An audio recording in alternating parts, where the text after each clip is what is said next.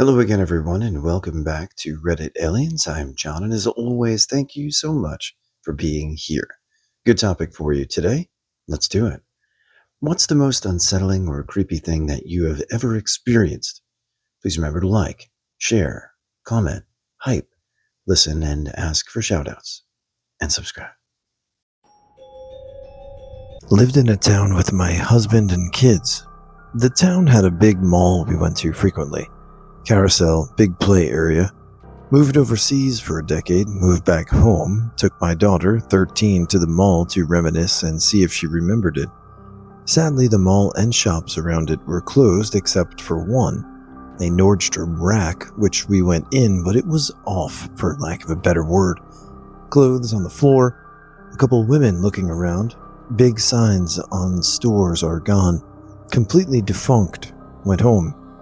I told my husband, who couldn't believe it, so he suggested we drive over there for him to see, so we did. I can't fully describe the feeling I had, maybe dizzy, maybe like falling in a dream, but there it was, a mostly thriving mall. People, cars, signs, and the lit up marquee on the theater. All the stores around are open. I can't explain what my daughter and I saw. I'll never be able to. When I was high school age, my stepfather bought a house in rural Virginia and moved us out there. The first night we came downstairs to find the front door wide open. Odd, but whatever. Weird shit started happening in this house. Electronics would power on in the middle of the night. You'd hear noises like things were getting slammed, but you'd go investigate and find nothing unusual. My PC and TV in my room would turn on in the middle of the night. I could hear the power button on my old compact Presario being clicked to power it on while I was lying in bed alone in the room. Then the light would come on as it powered up. I'd leap up and turn the lights on. I started unplugging my radio, TV, and PC when I went to bed. I eventually found our house in a book at the local library about historic homes in the area. Our house had slave quarters that had become a storage area for the lawnmower. There was also a story in there about how a guy killed himself in what was then my little sister's bedroom. I was relaying this to a hairdresser who was interested in it, and she gave me a small Buddha statue and told me to put it at the highest point I could reach inside the house. I put the statue in the attic and everything stopped. I'm not religious, but if I were, I'd definitely side with Buddha. I know absolutely nothing about why she thought that would work. I came home from college one time and got home around 1 a.m. We live in the Ozarks in a very rural area. The door was locked, so I'm banging on the door trying to get in and calling my mom's phone. It's super windy outside and pitch black, no moon. Suddenly I hear very clearly my mom's voice out in the yard toward my grandma's house next door. I figure she's over there watching TV with Grandma, so I start walking over there. It's probably 50 yards over to her house. As I'm getting closer, I see that all the lights are off, and I can't see my mom on the porch. All of a sudden, it's really quiet, and I feel like I need to run. So I turn around and sprint back home and find a side door open. I go upstairs. Mom is asleep in her room. I very clearly heard my mom's voice calling my name, though, and in a very specific tone of her trying to get my attention. I wake her up and I'm like, "Did you call for me from the window or something?" And she had no idea what I was talking about.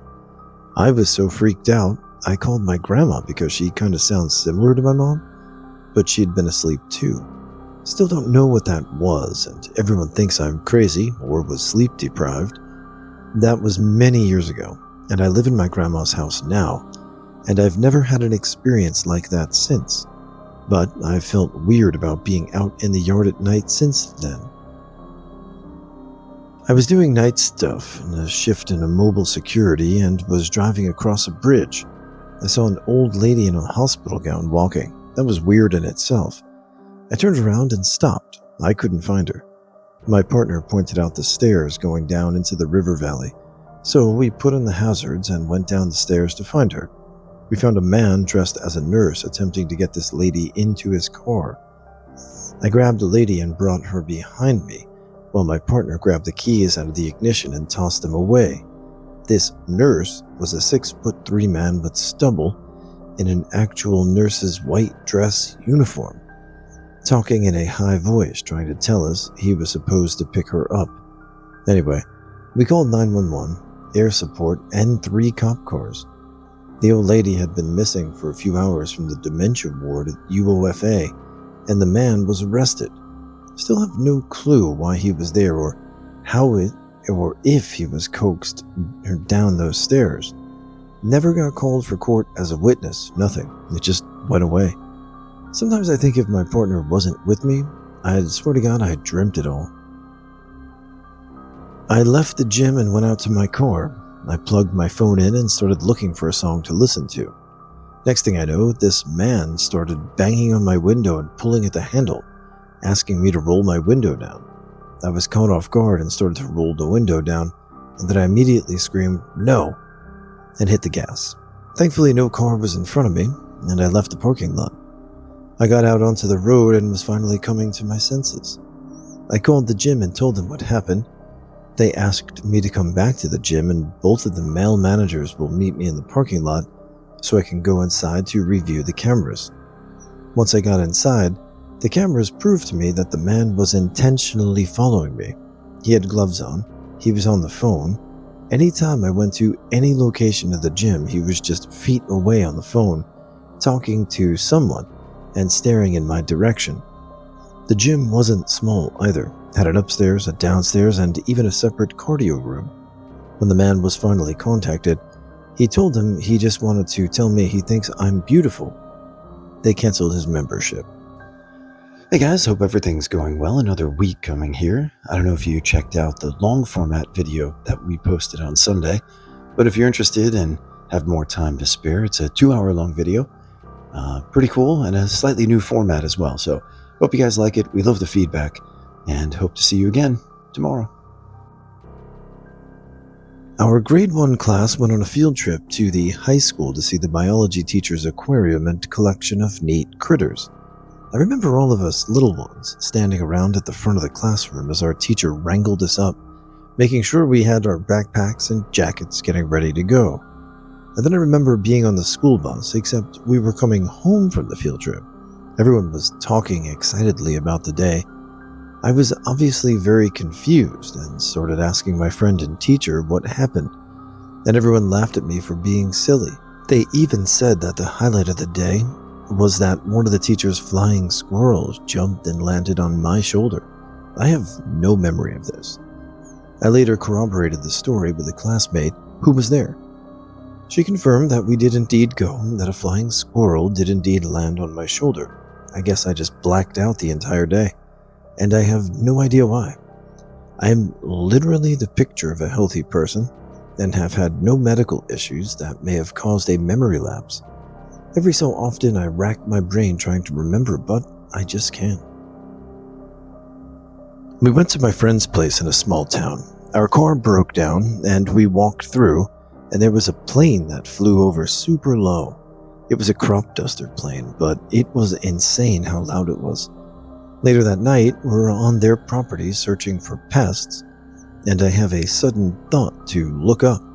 When I do, I see a bright light that is super close as the plane was. It being the same day and still with the same friend, I'm looking and say, "That should be making some noise, right?" And it was moving. He jumps up and looks and is like, "Holy shit, yeah." It moved at a slow crawl right over us, and we had a rifle to look through the scope, but we literally could see nothing. No silhouette, just a floating light. It was so weird. It goes a bit farther and then shoots up into the sky, gone in less than a few seconds. Faster than anything we know of. Also, I swear, it had gone to the mountain range close by, came back down, watched for a bit, and then disappeared again. That is something I truly cannot explain. Let's say for the purpose of this story that my name is Tim Kelly. I grew up in quite a remote bit of South Australia and moved to Adelaide for university. Didn't know anyone much there, but met a girl and we started dating. One night I took her to this really nice French restaurant.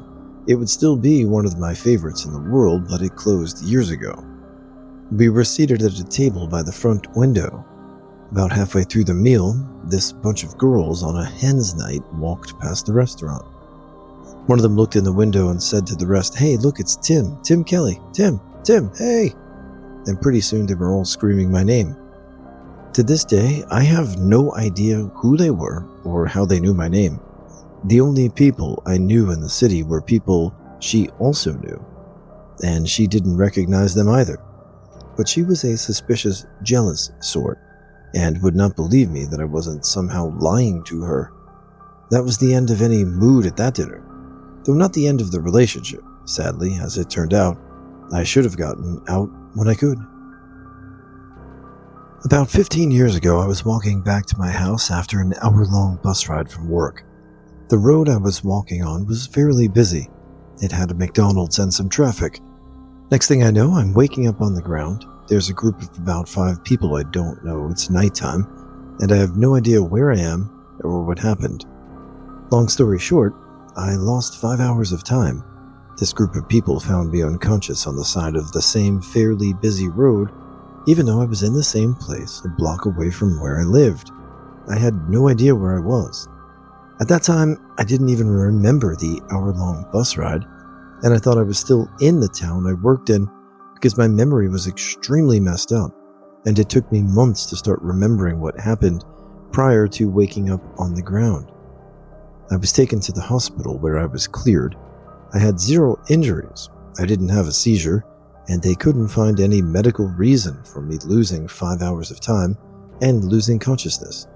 Still don't know what happened in those 5 hours, and it's still a very odd thing to have happened. Never another experience like that since. This I'll never forget. About 30 years ago, I worked at a jewelry store with 2 other ladies. We had a small desk, and we'd sit to replace watch batteries. We also had a jewelry cleaner with the soapy water that would buzz the dirt off and a small glass with water to rinse the item. I decided to clean my 2 rings since we had no customers. I cleaned and rinsed the first one and then started on the second. As I was scrubbing and poking on the diamonds, I realized that the tiny center diamond was missing. We were poor, lol, and I'd had it at the start. I freaked out and started looking all over the desk, in the cleaner, in the water, on the floor. The 2 ladies I worked with were helping me look everywhere, and we couldn't find it. I was so upset and was just standing there by myself at that point and fuming. The next thing I know, I heard a voice as clear as day right in my ear saying a loud whisper, "Look in the water." There was no one around me. I called over to the 2 ladies in a panic and asked if they'd heard that. They hadn't heard a thing. I freaked out and told them what happened and what the voice said.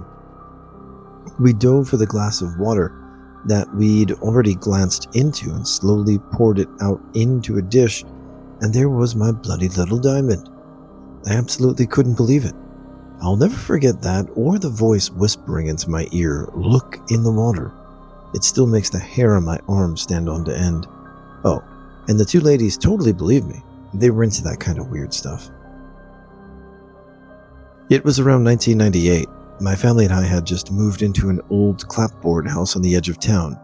It had a huge backyard with a 6-foot wooden privacy fence on one side and a metal chain link fence about 4.5 feet high around the other 3 sides of the yard. Neighbors on one side, the privacy fence side, a small grass alley that ran behind the back with a streetlight, and then another yard, etc. Our bedroom was an old converted sunroom on the back of the house that faces the backyard.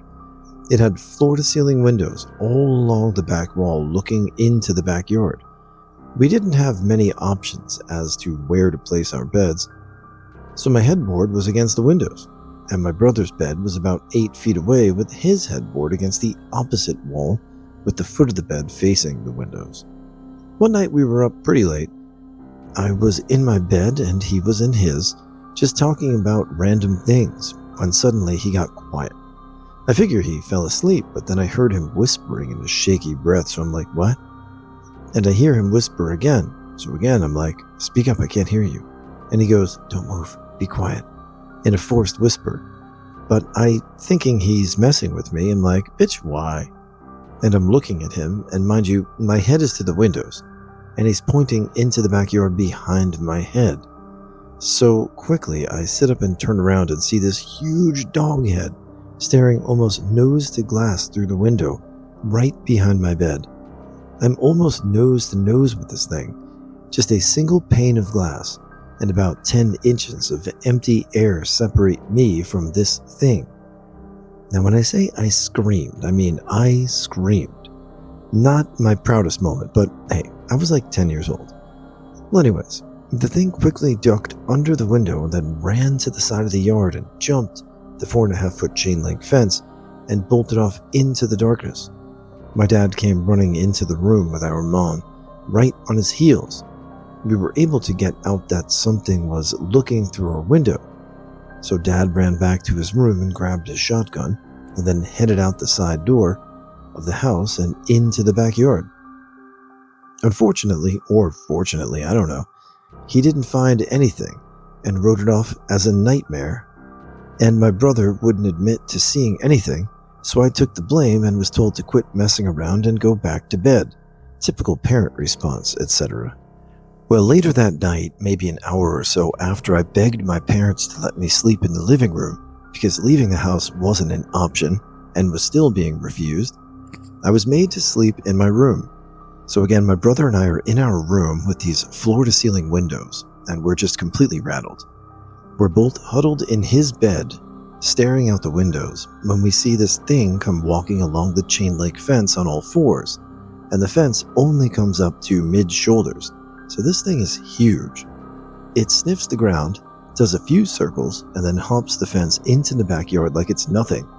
It walks over to the window and again gets its nose to the glass like it's trying to see in. We're panicking the whole time. Well, my brother's like, this. And as soon as he steps off the bed, we hear this loud bang, and there's a flash of light. The thing at the windows gets knocked sideways, and without even missing a beat, it turns and runs across the full length of the backyard and jumps the back chain link fence. It cleared the fence and the alleyway, and then landed in the back neighbor's yard. This is easily a 15 to 20 foot jump minimum, clearing their fence like it was nothing, and it was gone at a dead run, up beside that house and off into the darkness on the other side. My dad comes tearing around the side of the house with his shotgun in hand and makes a mad dash for the side door and slams it shut behind him.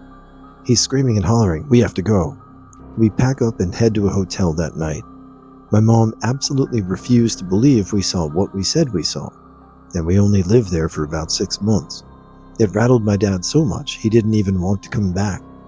He told my mom that we were just going to move the next day, but she wouldn't allow it. After about 6 months, she conceded, and we moved. Mind you, this is in the coastal plains region of Texas. We have no large wild canines here. We have stray dogs and coyotes, but nothing that would even remotely touch on how big this thing was. My dad swears he shot that thing with a slug from about 15 feet away with his 12-gauge shotgun right underneath its left arm, hitting it in the ribs where its vital organs are, and nothing. It just ran off. He said that thing freaked him out. The most was that when he saw the thing jump the fence, it walked toward our window, crouched but still on its hind legs. It wasn't walking on all fours. And then when it got to our window, it stood up straight, and he could tell that while it looked like a dog, its body was shaped wrong. He said it looked like a really stocky person wearing a dog suit, but he could tell it wasn't a suit. Also, when it was walking in circles, sniffing the ground before coming into our yard the second time, it wasn't actually sniffing the ground for a scent. It was staring at our window with its face to the ground like it was acting like it was sniffing the ground, almost as if it was playing a part to see if anyone would notice it. He said he's had dogs his whole life, and everything about what it was doing was wrong. A while later, I asked my dad why he was in the backyard.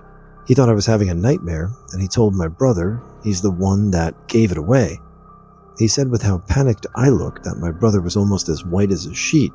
It wouldn't take his eyes off the window. He said, "Your brother's never looked so scared and has never been one with just making stuff up."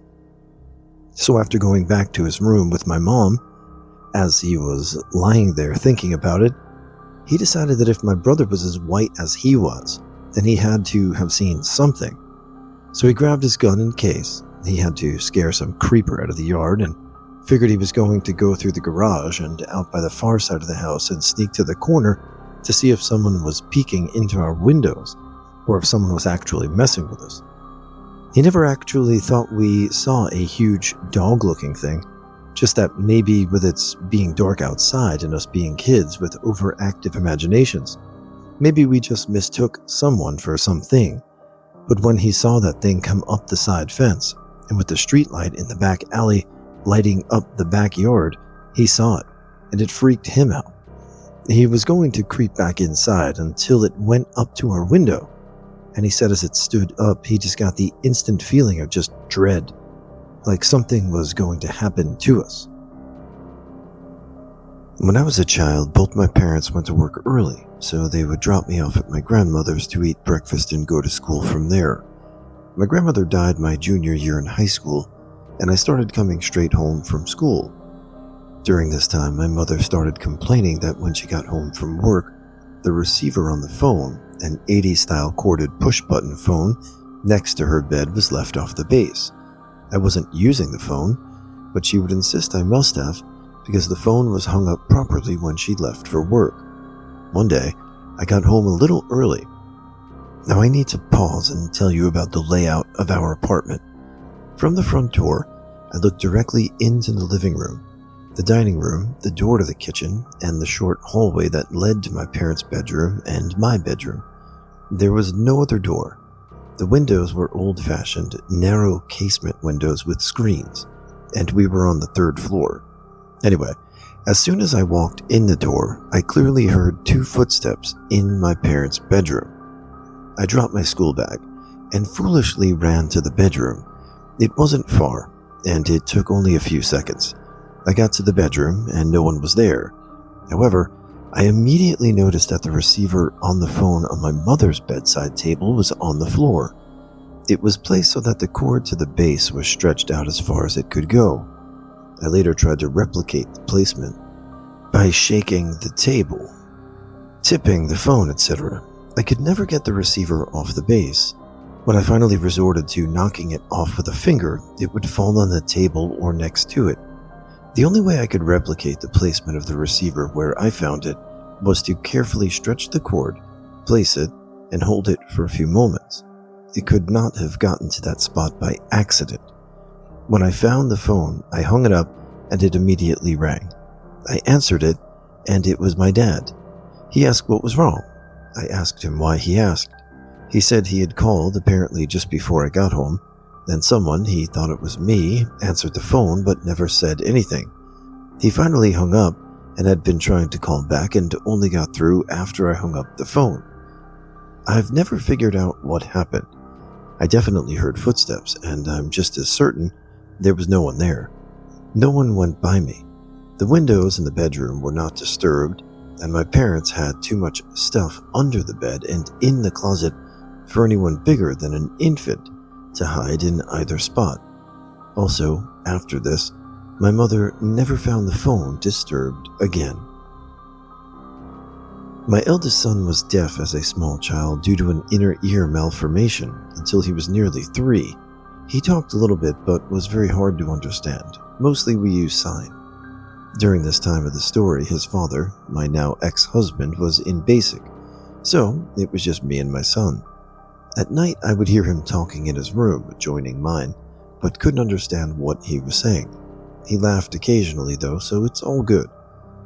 For Christmas that year, Mom made me and my sisters memory books. She copied photographs of her and my dad's family for us. Until this point, I'd had no pictures of my grandparents. So, a few days past Christmas, I'm showing my sister-in-law the memory book. I have my son on my lap and a book on my knees. I turned to a page that had group photos of my great-grandparents and grandparents, one side paternal and the other maternal. My son's face lights up, and he points at my mom's father Robert in a group photo and says, "Clear as anything, that's Bob." My sister-in-law and I bolt about shit. I said, "How do you know him?" And my son giggles and says, "Night-night." The thing is, even if I had a photo of my grandfather, I never called him Bob. He was just Grandpa. The other one was Grandpa George. So there's literally no way my son could have known his name and pointed him out in a group photo. He's 25 and still a weird kid. My then husband was in the Air Force and worked nights. He was very unpredictable and had a really violent temper. So a lot of my life at this time involved eggshell walking. One morning I was awakened by sounds in the kitchen. If you came in the carport door, you were in the kitchen facing a hall that went straight back to the furthest bedroom. That was my elder son's. Mine was right before his on the right, the younger son before me. Across from the younger son's room was a bathroom. After that, on one side was a dining room, and on the other, separated by a wall, was the living room and then the den. So essentially from the hallway I could see straight to the door. I have really poor vision. I heard the noise, jumped out of bed, and went to the hall. I think I was thinking it was my younger son. He was a troublemaker, and still is. So with my very fuzzy vision, I look toward the kitchen, where the noise came from. I see what looks like a man in fatigues standing in front of the rack I used for a pantry. Terrible kitchen design, zero storage. I immediately assume it's my husband because all I can tell is it's a man and he's white. I say, "Hey, guess I slept in. Are you hungry?" I ask because it looks like he's picked something up off the rack. So the figure turns and moves further into the kitchen, where I can't see, being his normal, moody-ass self, so I sigh, get my glasses from the night. Nothing, nobody there. I take 3 steps to the den and look there and in the living room beyond. Nothing. He couldn't have left. The door squeaked. Also, it had only been like 60 seconds max. It wasn't a big house, and when I looked out, only my car was in the drive. The weirdest part that prevents me from writing it off as a hallucination is there was a box of Annie's mac and cheese on the floor, about 1.5 feet in front of the rack. I actually put it back where it belonged, and then gently tipped it to see where it landed, and it wasn't anywhere near where I found it. I do not believe in ghosts or anything paranormal, but I know what I saw. My elder son had the master bedroom with an ensuite. Nobody would use it because it was creepy AF. One time, when we first moved in, I was taking a shower in there, and I saw movement in the window. I screamed for my husband, who ran out back and unsurprisingly found nothing. This was Shaw Air Force Base in South Carolina, around 2006. Back in 2019, I went for an extremely early morning walk along the beach, just a 1-minute drive from my parents' house.